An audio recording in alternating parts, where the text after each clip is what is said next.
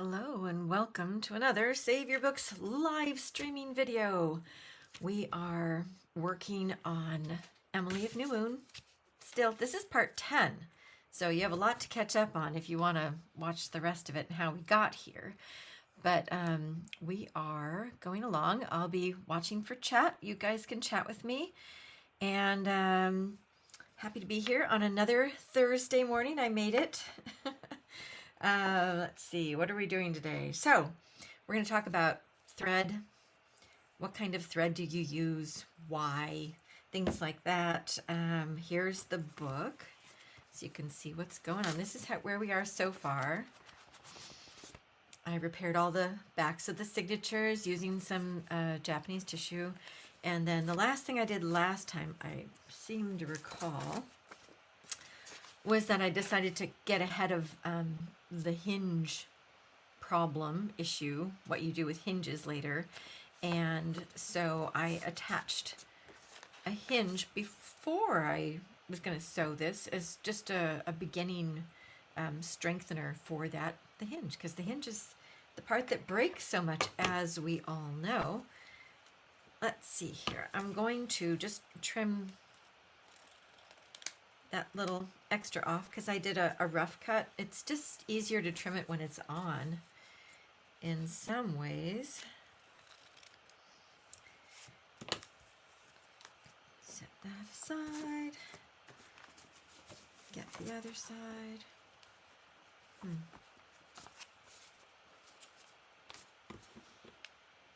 Here, I'll switch so you can see what I'm doing in a different way.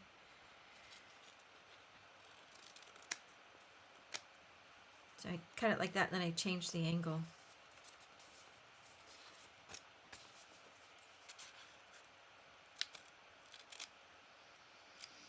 These are, by the way, my favorite scissors. These are the Nevanon scissors. Let's see, where's the... they're coated with Teflon so they don't stick. You know, with book repair, you're always getting glue all over everything. So it's really nice to just have a non-stick pair of scissors. And I like the little ones the best. I don't know why. Anyway, you can get these from Tallis and probably other places.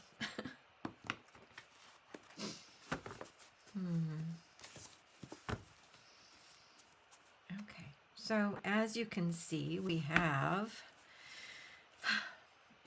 room for the sewing tapes, which were not original to this book, but I've decided to add them. Oh, but not the thin ones. I didn't like the thin ones. We're going to go with the thicker ones. These are lovely archival linen sewing tapes. If you didn't have these, you could use, other materials, but if they're not archival or are acidic, then they might be adding problems to the book later. So it's really good to use materials that aren't going to damage your book later. What a good idea. Let's see here. I'll switch back. So, just going to tell you a little story here. Once upon a time, I had an apprentice who I taught how to sew books, and they, I think I've told this story before, but for those of you who are new here, here's a story. I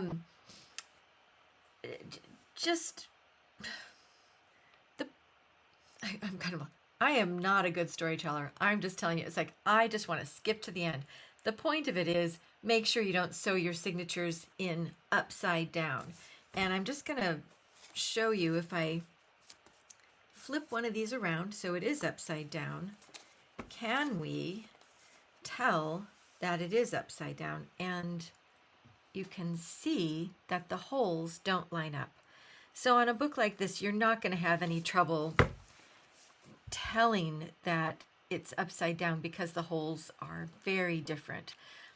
The book that I had resewn for me was the holes were too even, and it was really hard to tell when it was upside down, and 2 of the signatures got sewn in upside down. So just saying, make sure you have a difference between the the head and the tail. Usually the head is a little closer to the top. The kettle stitch holes are closer to the top, and at the foot they're a little higher, further away from the bottom of the book. Another way that you can help yourself when you're doing this resewing is you can jog it all up and then draw a line. I'll switch views again and just go ahead and draw a line from one side to the other, because then you're going to be able to see that line later, and it had better look like that and not, you know, now if you put a thing in upside down, you can tell the line is broken right there. So just ways to avoid disaster. All right, let's see here. Okay, so yeah, I'm gonna get this ready to sew. And like I said, I'm not gonna use the thinner tapes, even though, I mean, I could, but just put those up there. But I'm gonna use these thicker ones, and I'm doing this without a sewing frame today. You don't have to have a sewing frame. It is awfully convenient if your pages are kind of squirrely, if they slide around, if they haven't been pressed first. So like these have been pressed and they just stay where I put them. And also they've already been sewn, so they're just gonna stay where I put them. And so when I'm sewing, I like to have, let's see, I like to have room on the side that I'm sewing toward. This is sounding a little confusing.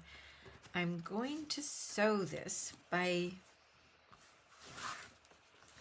having the pages. I like to sew toward the head of the book. So I've got, I'm going to switch views again.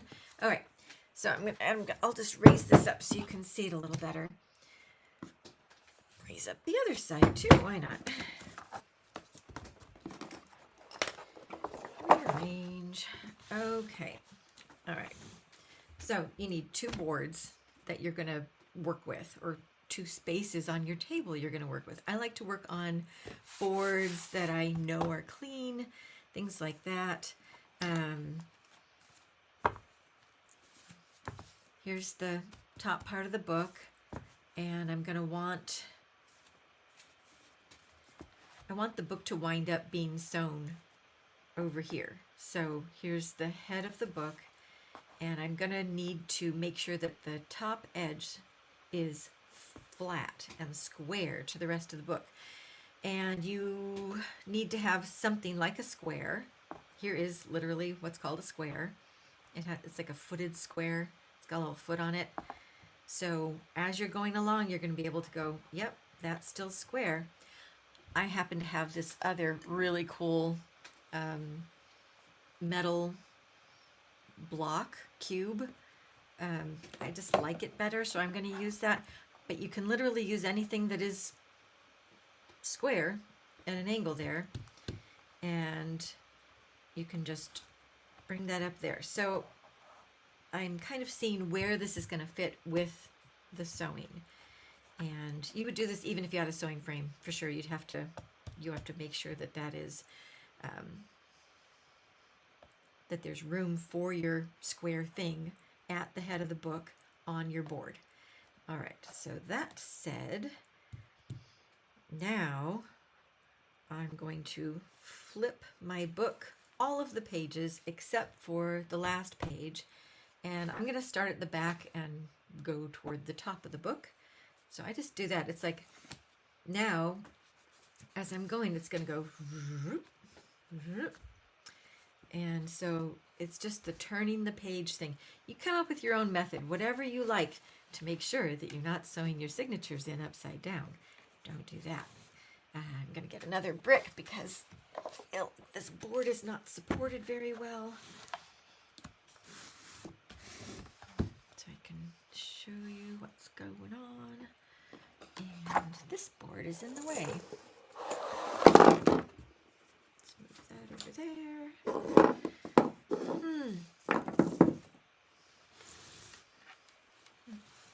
Okay. Yep. All right. So you can kind of see that. It's not too bad. And then I'll switch cameras and have to move it around again, and that's fine too. So let's see, the last signature. I've got my square thing. What else do I need? I need my tape, and I'm going to have 3 pieces of it to go along the 3, 1, 2, 3 places.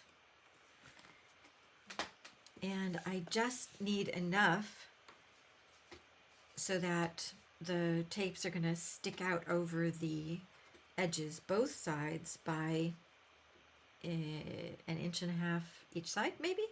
They can always be cut later, so be sure to be generous. You don't want to be like, oh, there's not enough room for this. Besides, what I'm doing here is I'm taping it down to the board in the right place underneath this signature. So let's just cut 3 of these. 1. It could be at an angle or not at an angle. It doesn't really matter. What's going to happen to the very end of the tape is that you'll be able to see a lump underneath the paste down of the book on the board. So decide what you want that to look like.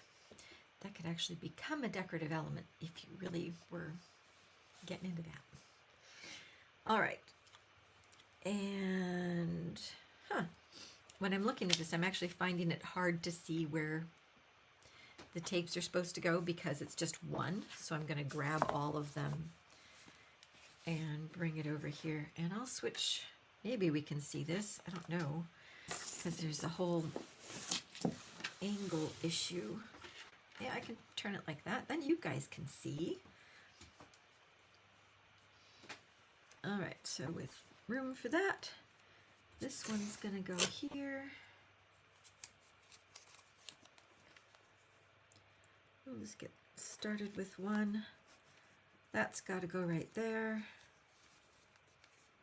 Room for that. And then I've got to just line up the other 2.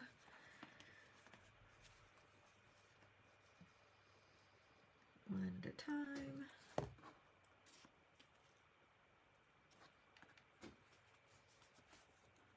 Stay. All right.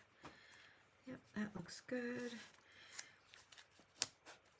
And you'll be able to pull these tapes through the sewing later, so you don't have to worry if this is like exactly where you need it to be. This direction, yes. This direction, not so much. All right, there's that, and then there is this one. There we go. All right, we're back at that. Oh, there we go.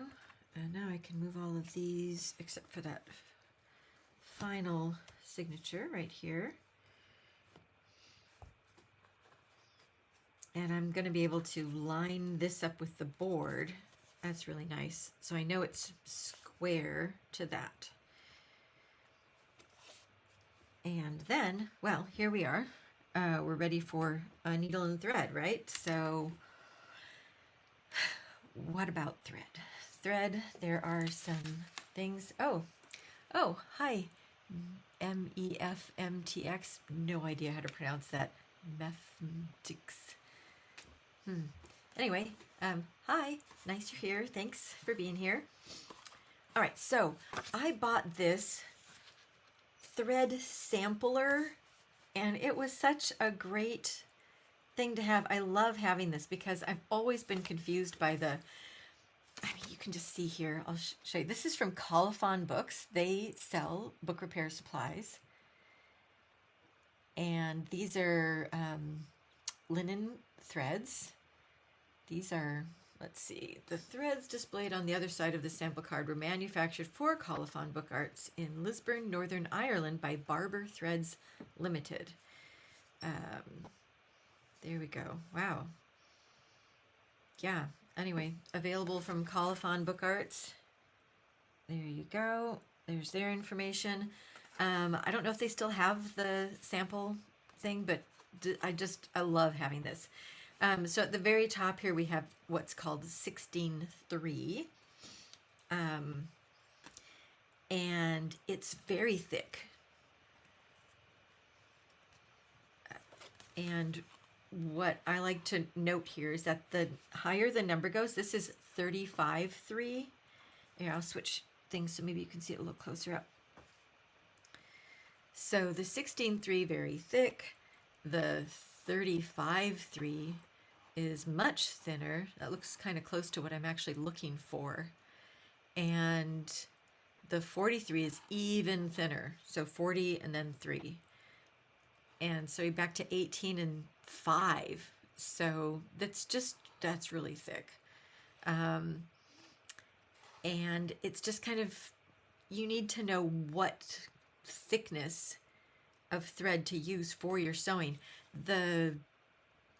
One easy way is to, as you're disbinding your book, save bits of the thread and then hold that thread up to your new thread, and you can compare and just go, So I've looked the threads over and decided that I was going to go with this thread, and I don't know what number it is. The most annoying thing is, like, you get the thread and then you remove the wrapper, and then I put it in there for a while. I had the wrapper name thing in there and it fell out, or it's gone. I don't know why it's gone. Oh, just your initials. Hi, Mary. Yeah, so I don't really know what kind it is. I buy good quality thread. This is all linen thread. You can also get linen thread from Talus. They have some very nice linen threads available, and if you can get a sample card, that's great. Otherwise, I'm just going to tell you, you're going to want to get like a 30/3 is probably going to get a lot of books sewn for you to resew an old book. Those will be fine. The thing you have to consider is when you're adding the thread to the thickness of the spine, because you're adding material in here, it's going to swell the spine up. That's going to get wider, which is fine. We kind of want that because we want to, oh, hi, GT Racer 347. Yeah, you want a little bit of swell so that your shoulders, when you're creating the shoulders, the little swell that sticks out over the edge, a little rounding and backing, and then so that there's a place for the boards to kind of sit. And I didn't flatten this one out completely. It still has like a little bit of a shoulder right there. And that's so that the board kind of sits below the spine, which helps protect the board.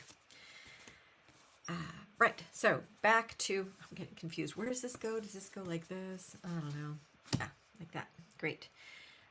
One way to get an idea, get a sense of how much swell you're going to get with the thread is to just take some of the thread and wrap it around a pencil and think of each one of those threads as one of the signatures.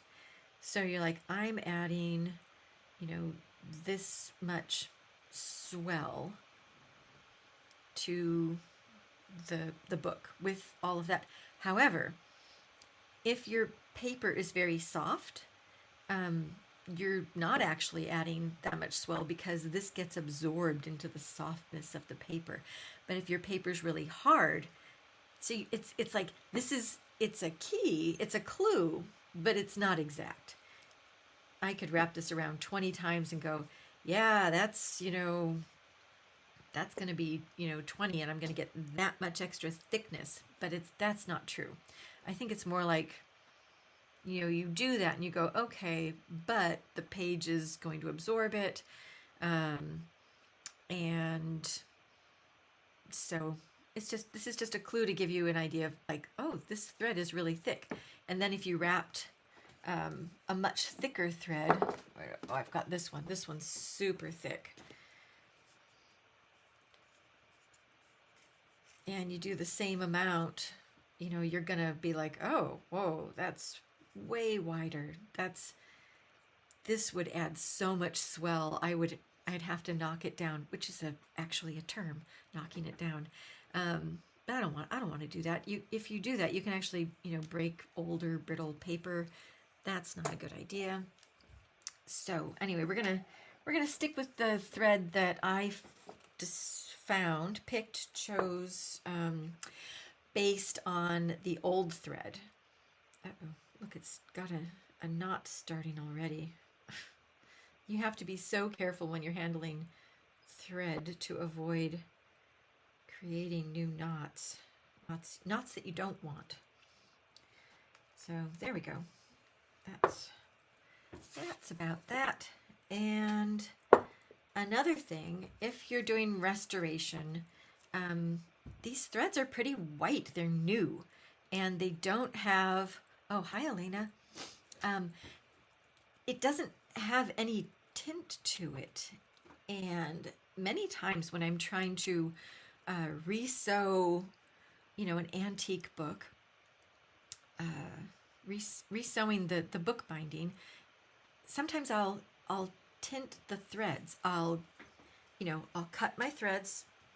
This is the longest I ever want it to be because you're sewing and you don't want it to go crazy and get lots of knots in it. So I'll cut however many I think I'm going to need, a bunch, 20, for this book maybe. And I'll just cut all the threads I need ahead of time. And I'll take some acrylic paints. And right here I've got raw sienna and raw umber. And these are kind of dirt colored. And you mix a little bit of this with some water. Really get it all. If you get the liquid kind of paint, that actually is probably a better idea for this. But you don't want lumps and stuff because when you're pulling the threads through the tinting mixture, you can wind up getting lumps, and that's really bad. But basically, get the color that you want to tint the thread. Run your thread through it, let it dry, and then sew with that. And then you've got a tinted thread that it's still archival because our acrylic paints are stable and won't, they're not going to add acid to your book later. And so it's not a bad thing if you're trying to tone it down a little bit. I don't think this is that bad. It's not super white. I think this one is more white than this one. I don't know. Hold them up. Yeah, way more white. I would definitely do, if that's the one I needed, I would definitely tint that, especially for an older book. You just want your work, as a restorer, you want your work to be invisible. As a conservator, you do not want your work to be invisible. Just something to be considered. So it's my book. I'm not going to tint this. It looks fine. So we'll get started with that. Oh, so then, all right, so then we've got the thread. Here's the thread. I took the needle off. I'm going to grab a length of it. That's about it. Just stretch your arm out. Very occasionally, if I am sewing just a couple of signatures, I'll get like a really long thread and just do it, but typically I don't. There's some controversy. Thread wax to keep it from tangling. Yes, you can use that after. In fact, tinting the thread. This is a weird concept. I haven't thought about this before, but as a conservator, that would actually protect the thread. Is tinting it by adding this. It's not. Acrylic paint is very close to PVA in composition, and so you would actually be protecting the thread. I'd have to think about whether or not that would be even better. Whereas beeswax is actually kind of not so great for your thread, but I use it because it really does help keep it from tangling. I just, the beeswax has a tiny bit of acidity to it, I guess. So it's not going to be great for your books, but the paper also has an acidity, so maybe they match. I'm not going to worry about it. I just really need that detangling aspect to this, because it just really does get tangled. It's not fun. So yeah, this is literally a candle, as you can see, beeswax candle. I've also bought specific beeswax for this. This is prettier. It's a heart kind of shape. I don't know. It's just whatever. It lasts forever. You only need one. And there. So now I've got that. You could get all of your threads ahead of time and drape them on your camera up ahead. No, you can drape them on something nearby to help keep them untangled. I just do it one at a time as I get them done. And now I'm going to thread this. I'll switch this. Maybe you can see.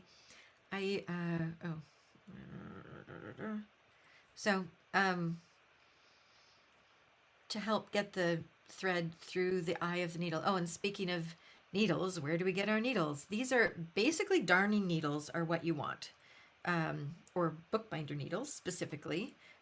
Anything with a big eye, and it's kind of nice if they're not super sharp, but it doesn't matter that much either. So I kind of bring it up, and flatten it out by kind of biting it. And then I just put it through the hole. And then I do I think this is called a bookbinder's knot. I don't know of any other, I don't know what this is called. But I'm going to switch back to show you closer. You untwist those threads. And you poke the needle through the threads, and then I'm trying to get a better angle on the camera. This is terrible. All right, and then I'm just kind of pulling that through gently, and just down, and now your needle won't fall off. That's it. We're not doubling the thread, although on some books you might want to double the thread. Now I have one.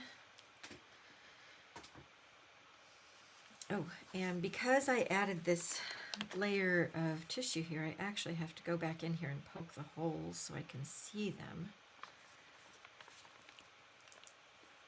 Just getting to the middle.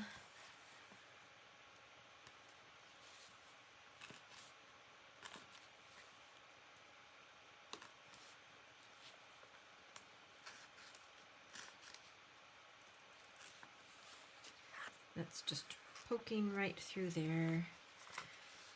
All right, and starting at the tail, and oops, oh, well, there's a mistake. I love showing you guys mistakes. I wasn't being very careful because I was like holding this up in the air to show you, which is not great. So I poked right through there and I didn't get through the hole at all. I'm gonna do this properly so that I don't do that again. It's actually important to have things kind of solid and down. I'm going to use this little weight that I have. My dad gave this to me like 1,000,000 years ago, and so I always love thinking about him when I'm doing this sewing. All right, so now, oh, and that little hole, I mean, that I made, just rub it down. That's not too bad. And now, with, let's see, I'm going to move this a little bit over there. There we go. One hand is inside guiding the needle. The other hand is out here, poking. So there. Now, That came out way better. Pull that through, and now you leave a mouse's tail or a rat tail. I don't know, what do you want to call it? A tail is gonna stick out about, I don't know, 5 inches. Doesn't have to be that long.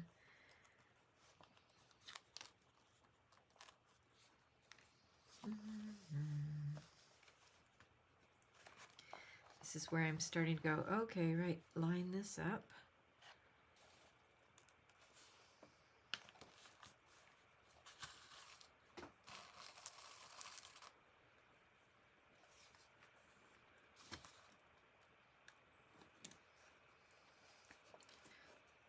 So the angle of the needle coming in is important. That's how you avoid making those mistakes. And this first, pass of the thread going through, I'm not worried about tension because there is no tension. Get this out of the way.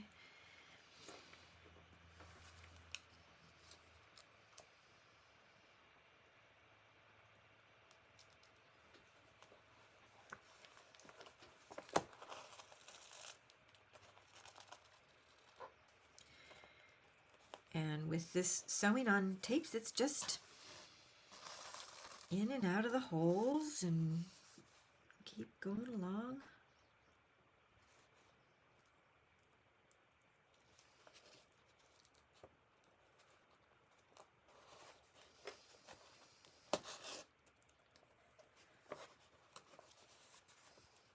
And there I'm kind of doing like a cheat, I guess. In and out before I pull the thread. That's one way to get your thread tangled, so I'm just going to show you how that's going. I'm pulling it really carefully just to make sure. And at this point you just pull on both ends. Oh, I have a big old loop right there. You have to go slowly because if you don't, you can tear the paper. Like if I pulled back on that right now, I would tear that. That would not be good. Get that thread out of the way. Okay, so the first one's done. And now, if you're worried about the swelling or whatever, and actually, I mean, in general, you should, this is a flattening out stick. What the name is? I can't remember the name of this. It's some sort of a stick. It's a stick for sewing. Maybe it's called a sewing stick. If anybody knows, please let me know. Oh, hi David Van. Thanks for being here.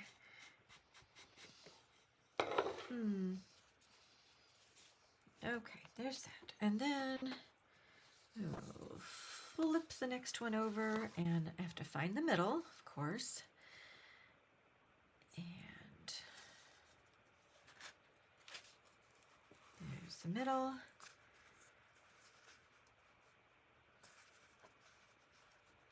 Ta-da.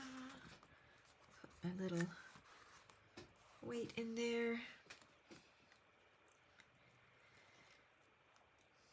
Make sure there are no knots. It's always a trade-off. The longer the thread means you don't have to make knots inside later.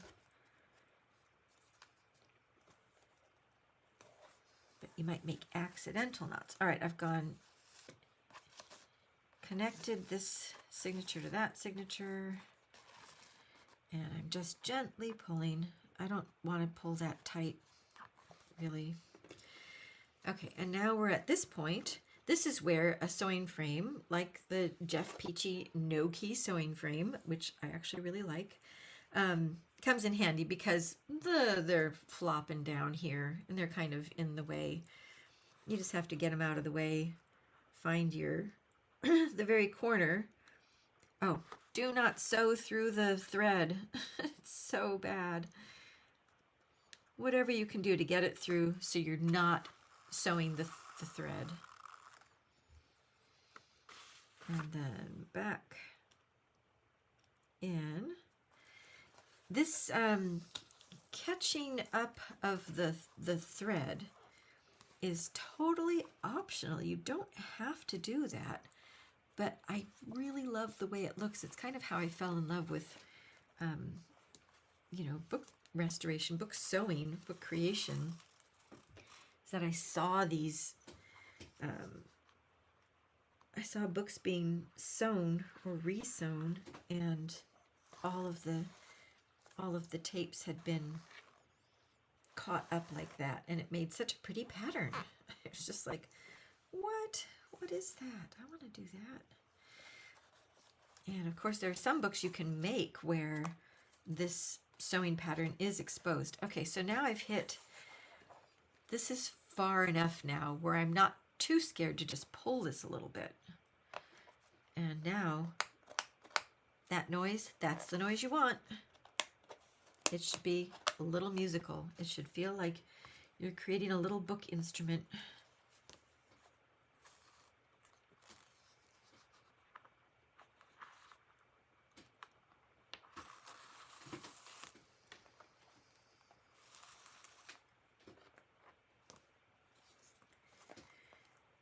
Yep, caught that.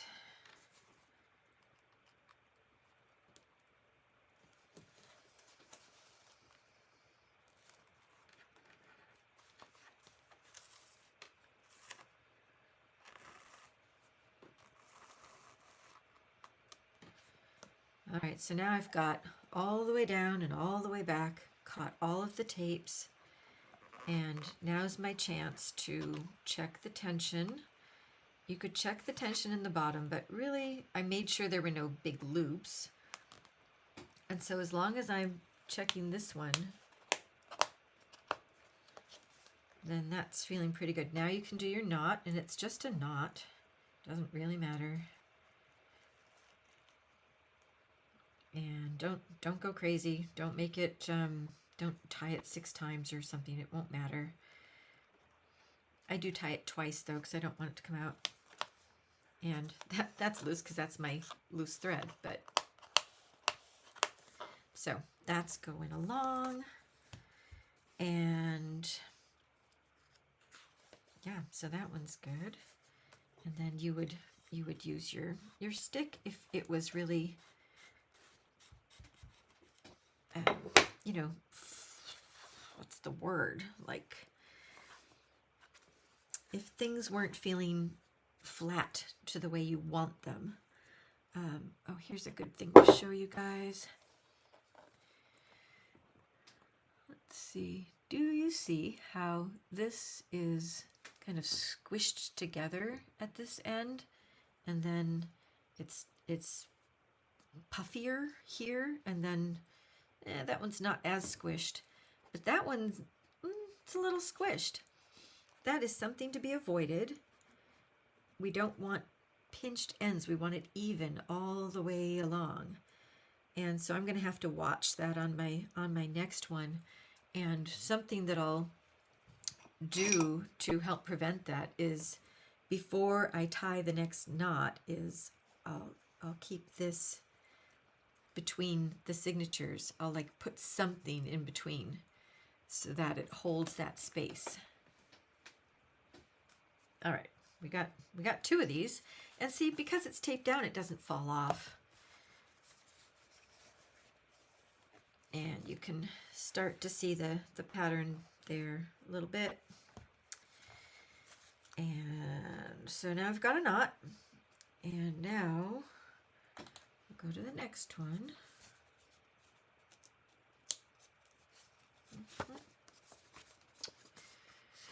I mean, you may as well check. 320, 321. Oh, good.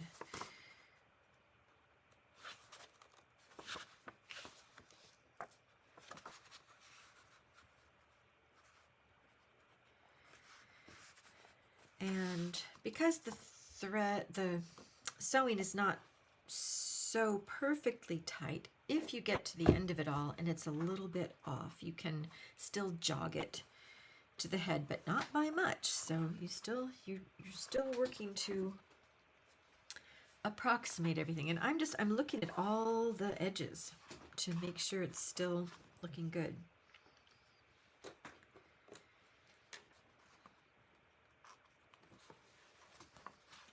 go.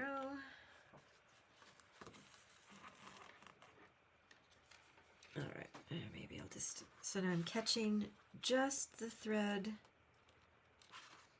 that's going between, and you can kind of pull the tape aside.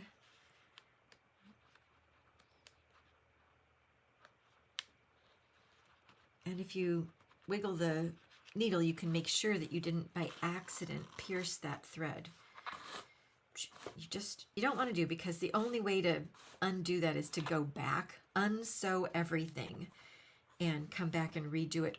The only other option is to start cutting the thread you've pierced, which is literally the opposite of what we're trying to do, is to create a strong sewing thing. If you're weakening the threads, that is not good.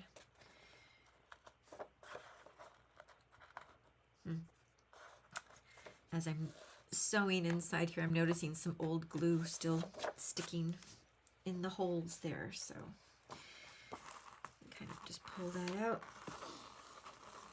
Yeah, I'm just kind of dragging that along, making sure there's no knots. Checking on the tension, that looks good.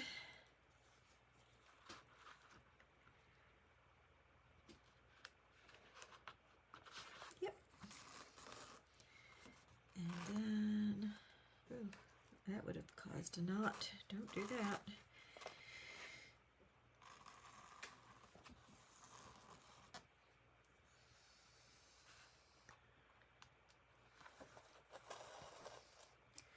Oh, hi, Leandro. Oh, from Portugal. Ah, I started learning Portuguese a while ago. All I can remember is café, not cafe, and for coffee, and até já. I'll see you later. I'm sure I can remember some other things, but someday I would love to go to Portugal.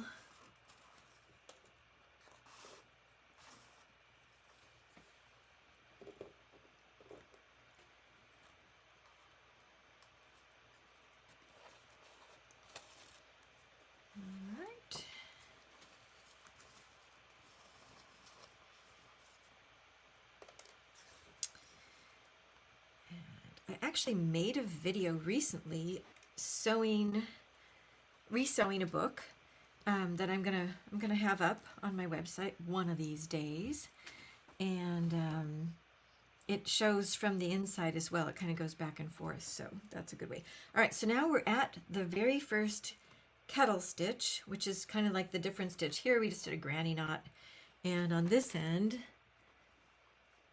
I'm going through, and remember I talked about leaving space in here, so I'm gonna put this device, it doesn't matter, you can put a piece of paper, you know, anything that just holds that space a little bit. And on the kettle stitches, you're always going out the ends, in between, obviously, where it's caught. I believe it's a German word for catch. It's a catch stitch. You pull it all so that you make a loop, and then you go up like a tree.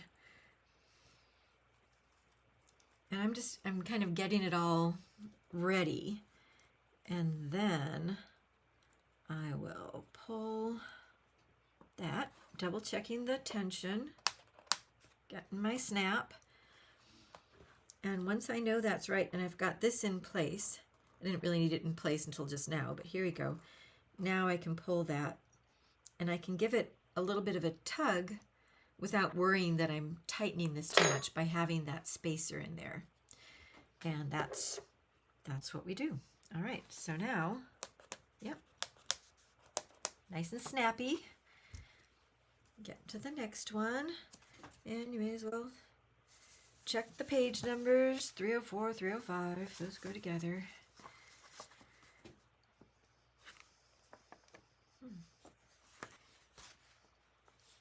And you may recall that I did a bunch of page repair, but I did not do all the page repair. I left things that are on the edges because I can do that later after the book is sewn. Sometimes I do that when I'm working for a client because, you know, how much time are you going to put in? And if you have to get the things sewn, Not that I'm not going to do it later, but it will be like a, okay, I've gotten it to this point. There are still some things to be done. Do you want me to do them, or do you want to do them yourself, for instance, or save them for later, you know, like that, if there's a lot of that. All right, since I did the kettle stitch, I can just go straight in.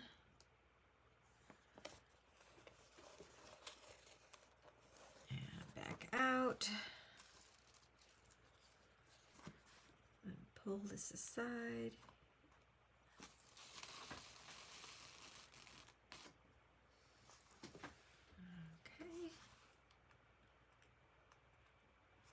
Like as you're going along, you get the tension. Look at that. See, it's catching the thing. This is another reason that you might want to have a sewing frame.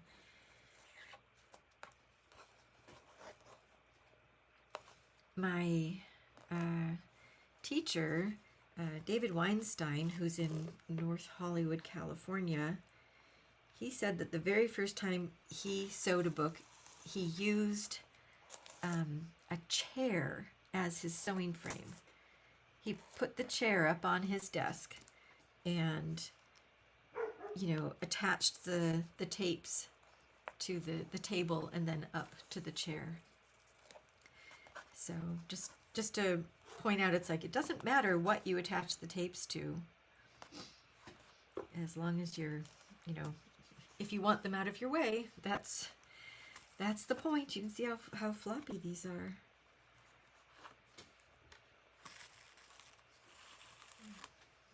All right, yep, just going along.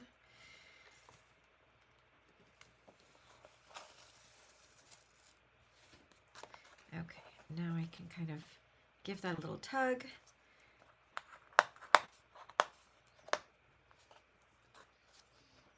And then going out the last one. And now I'm going to do another kettle stitch. And let's see how this is looking.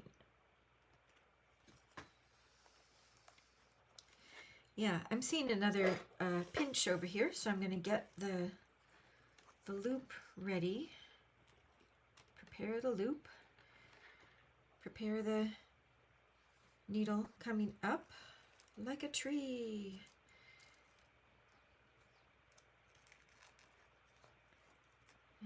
Get everything all ready. And then I'm going to put this in here and double check the tension and then just pull that up. And then I would just go up to the next one and continue on. And if you don't have a fancy stick, I mean, it's literally just a stick, but it's been oiled really nicely, so it's nice. You can use a bone folder. You just have to like using it. I think it's called a weighted stick. That can't be right. It's not weighted at all. Anyway, but you're just using like the fulcrum to help get some pressure on those areas, especially, you know, between the tapes and stuff like that. If it's up there, you would just do it like that. You wouldn't get in the back so much. All right, and that's all we're gonna do today, because you've now seen all of the sewing elements, except for the very final one, which is like you just tie a knot. It's another granny knot kind of a situation. None of that's gonna show. It's on the back of the book. Oh, all right, we didn't get to tying.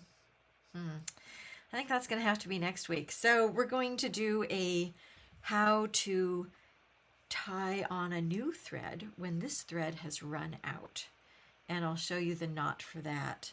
And yeah, I'll sew some more and then we'll get to the knot, and then I'll show you the knot and finishing that off hopefully next time.